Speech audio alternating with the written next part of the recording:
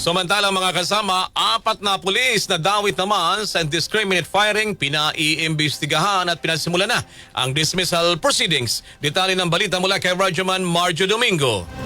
RMN Live Report! Iniutos ni PNP Acting Chief Police Lieutenant General Jose Melencio Nartates Jr.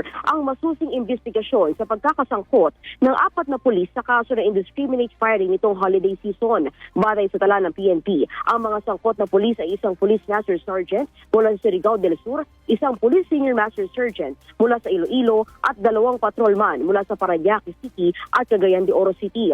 Ayon kay Nartates, hindi katanggap-tanggap ang pagkakasangkot ng mga nasabing pulis sa kasong indiscriminate firing. Dahil dito ay may kaakibat bigat na parusa ang mga nasabing sangkot dahil sa pang-aabuso nito sa kanilang otoridad. Binigyan din ni Nartates matapos ang investigasyon sa nasabing mga insidente at napatunayan nagkasala ang mga ito at isiguraduhin niyang matatanggal ito sa serbisyo.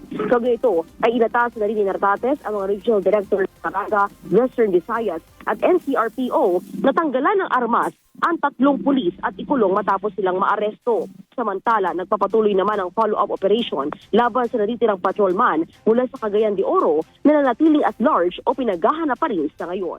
Kasama mo sa DZXL RMN Manila, Radyoman Marjo Domingo, Tatak RMN.